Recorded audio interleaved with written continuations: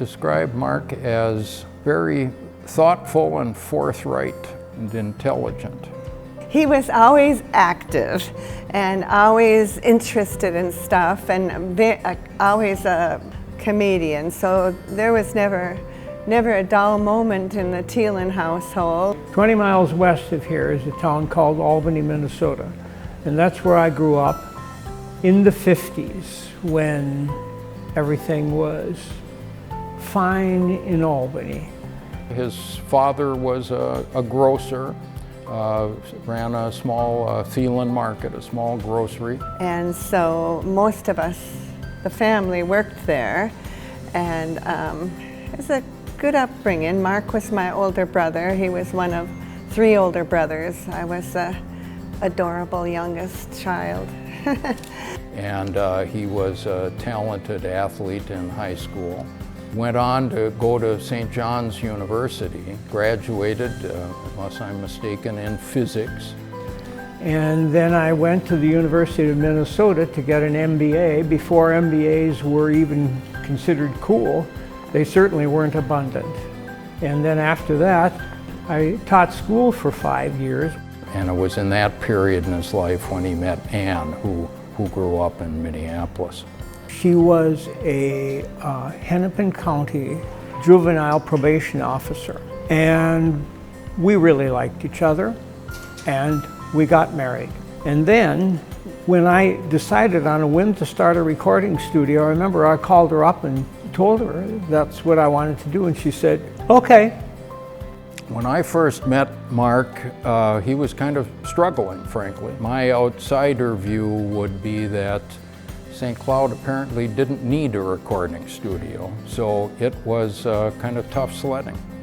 Mark was a consummate sales guy. He was out every day, all day, beating the street, trying to find clients.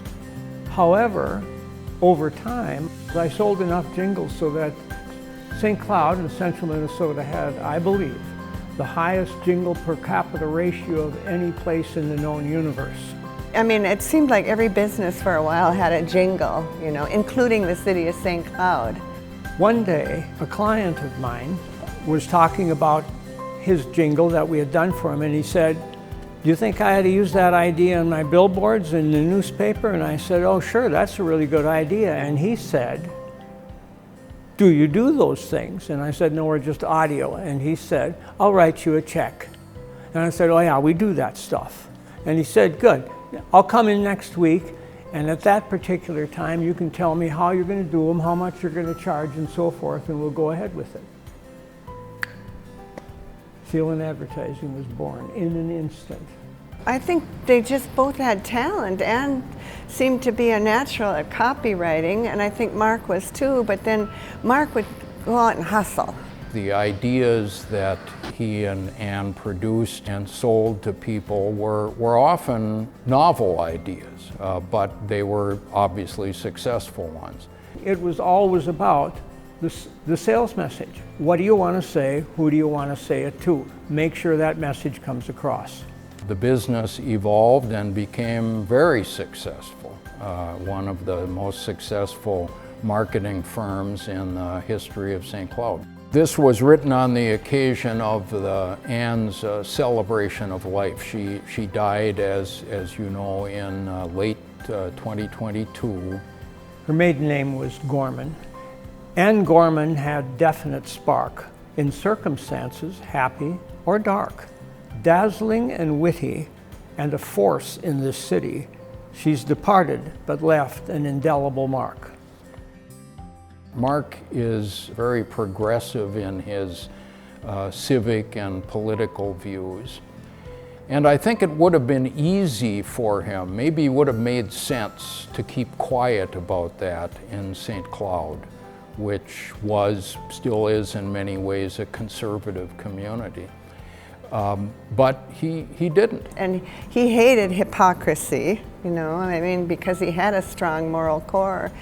He was always championing the underdog. He has been open and forthright about his progressive views of society, including a period where he had a newspaper column in the St. Cloud Times. I stuck to my ground, knowing that I probably would take some hits in terms of finding